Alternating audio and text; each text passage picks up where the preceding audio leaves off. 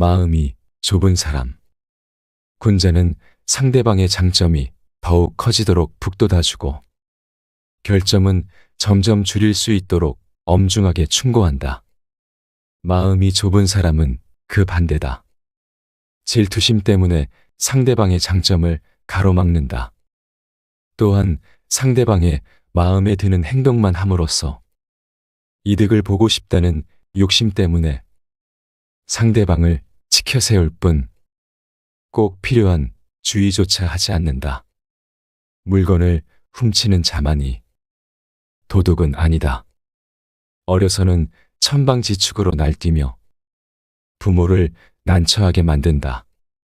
성인이 되어서도 제 멋대로 굴며 타인에게 도움되는 일은 전혀 하지 않는다. 늙어서는 주위에 폐를 끼치며 끈질기게 연명한다. 이는 법을 어긴 것은 아니지만 도둑과 진배 없다. 자신의 생명을 훔치고 있기 때문이다. 사람의 생명은 누군가의 행복을 떠받치기 위해 하늘로부터 부여받는다. 그럼에도 불구하고 제멋대로 살아가는 것은 하늘로부터 생명을 훔치는 것과 같다. 평생의 역경 속에서 살았던 공자의 인생. 공자는 지금으로부터 2500년 전에 생존했던 인물로서 우리 인류사에서 크나큰 족적을 남긴 사상가 중에 한 명이다. 그의 가르침인 유교는 사람으로서 올바른 삶의 방식이라는 지침으로 전해져 지금도 아시아를 중심으로 전 세계 많은 사람들의 마음속 지주로 자리 잡고 있다. 그러나 정작 공자 본인은 그처럼 큰 업적을 남겼다는 자각이 없었다. 대업을 달성한 자신의 인생에 만족은커녕 말년에 이르기까지 불만이 가득했다. 그도 그럴 것이 공자의 인생은 보기 딱할 만큼 생각대로 되지 않는 인생이었다. 무엇을 하든 늘 벽에 부딪혀 괴로워했다. 분명 그는 언제나 마음속으로 이렇게 외치고 있었을 것이다. 이따위 인생 정말 못 살겠다. 하지만 그는 한 번도 시리에 빠져 인생을 자포자기 하지 않았다. 아무리 힘들 때에도 주위에 대한 배려를 잊지 않았다. 늘 상냥함과 유머와 경의를 가지고 사람들을 대하는 진정 훌륭한 사람이었다. 자신이 힘들 때에도 다른 사람을 헤아린다는 것은 강인한 정신력을 지니고 있지 않으면 불가능한 일이다. 태양과 달이 마음에 들지 않는다 할지라도 누군가가 태양과 달이 마음에 들지 않는다 하여 절교를 선언할지라도 태양과 달은 조금도 신경 쓰지 않는다. 오히려 난처해지는 것은 사람이다. 마찬가지로 상대방이 정말로 훌륭한 사람이라면 내가 하찮은 허세나 고집으로 상대를 부정해 본들 나에게 아무런 이익이 되지 않는다. 그저 상대방의 훌륭함을 인정하고 솔직하게 가르침을 청하는 편이 진정 자신을 위하는 일이다. 선물에 담긴 마음. 친구에게 선물을 받으면 아무리 저렴하고 소박한 것일지라도 고마움을 표현하라. 또한 아무리 값비싼 물건일지라도 사양하지 말라. 과자 하나를 받았든 훌륭한 마차나 말을 받았든 똑같이 고마워라는 한마디로 감사를 표현하면 된다. 왜냐하면 그 선물에 담겨 있는 것은 똑같은 우정이기 때문이다. 단, 친구가 조상님께 바칠 곡물을 나누어 주었을 때는 깊이 머리 숙여 감사해야 한다. 이는 친구를 향해서가 아닌 그 조상님에 대한 경의를 표하는 것이다. 타인에게는 관대하되 자신에게는 엄격하다. 너그럽고 대범한 자세는 타인과 좋은 관계를 만들어 나가는데 긍정적인 작용을 한다. 그러나 그 같은 너그러움을 자신에게까지 적용하지는 말아야 한다. 스스로에게 지나치게 관대한 사람은 너무도 쉽게 자신의 게으름과 실수를 용서하고 매사를 변명으로 얼버무린다. 타인에게는 관대하고 대범한 마음으로 다가설지라도 자신에게만큼은 엄격하고 신중한 태도를 지녀야 진정한 성장을 도모할 수 있다. 세월의 깨달음. 내 나이 15세. 사람의 마음이 성장하기 위해서는 배워야 한다는 것을 깨달았다. 30살이 되어서는 인생의 방향이 겨우 보이기 시작했다. 40살쯤에는 인생의 목표가 확고해짐에 따라 망설임이 사라졌다. 50살에는 내 인생은 혼자만의 것이 아닌 타인을 위한 것이기도 하다는 사명감을 갖게 되었다.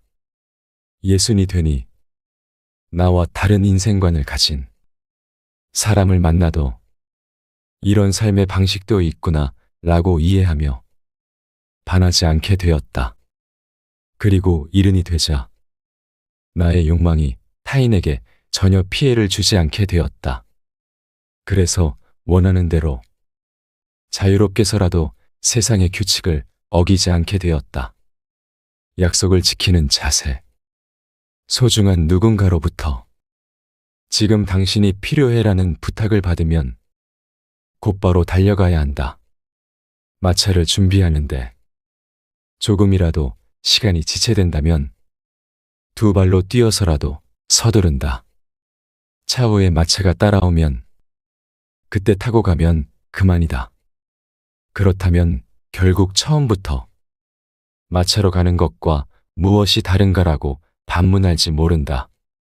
그러나 만약 마차가 시간에 맞춰 오지 못한다면, 그래서 소중한 이가 난처한 상황에 빠진다면 어찌할 것인가? 단 몇 %의 가능성일지라도 약속한 일을 더 확실히 완수할 수 있도록 최선을 다하는 것이 군자의 태도다. 군자의 실패, 악인의 실패. 사람은 누구나 실패를 경험한다. 군자 역시 실패할 때가 있다. 그러나 실패라고 모두 같은 것은 아니다.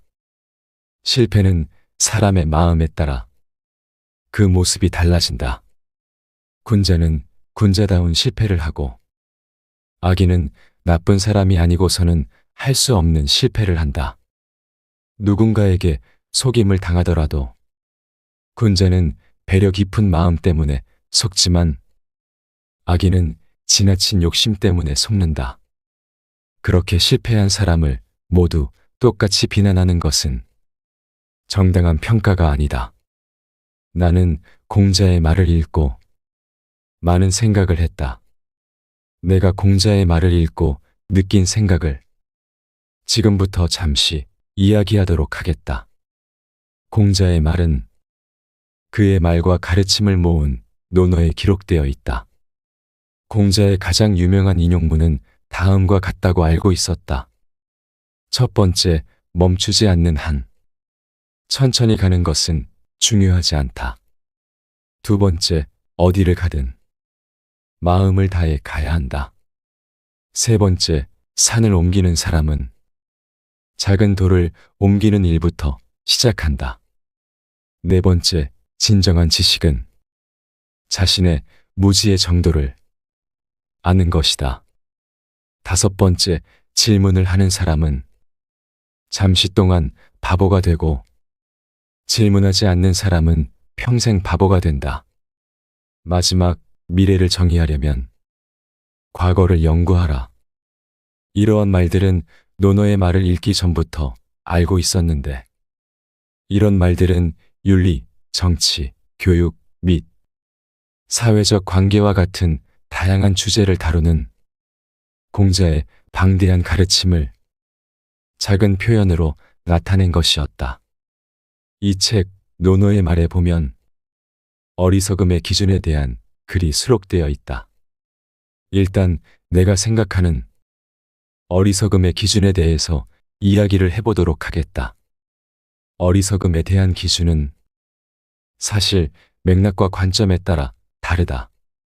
일반적으로 어리석음이란 내가 알기로는 지능, 이해 또는 상식의 부족을 의미했다.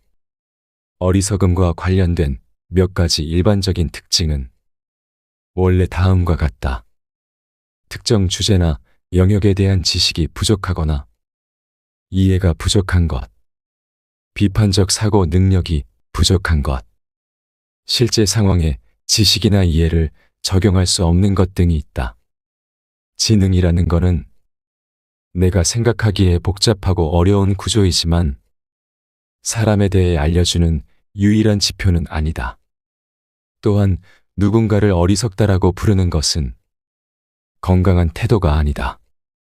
그리고 나는 이 책을 읽으면서 훌륭한 삶을 영위하기 위해서, 좋은 삶을 살아가기 위해서 어떻게 해야 되는지 고민을 했다.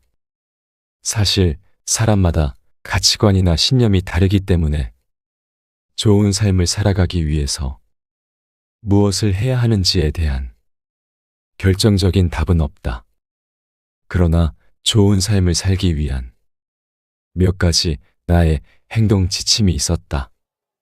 일단은 가장 중요한 것은 인간 관계였다. 사람에게는 관계가 매우 중요하다. 오죽하면 사람은 사회적 동물이라는 말이 있지 않은가. 그리고 삶의 목적이나 열정이 있어야 된다. 목적이 없는 사람은 어디로 가야 할지 방황하기 때문이다. 당연히 규칙적인 운동과 건강한 식습관을 통해서 마음의 건강을 챙기는 것은 매우 중요하다. 감사한 태도를 가지는 것도 중요하다. 좋은 삶을 사는 것은 한순간에 그치는 것이 아니라 평생에 걸쳐서 노력해야 하는 부분이다. 내가 생각하기로는 사람마다 가치관과 우선순위가 다르기 때문에 자신만의 길을 찾고 좋은 삶에 대한 자신만의 정의를 만드는 것이 매우 중요하다.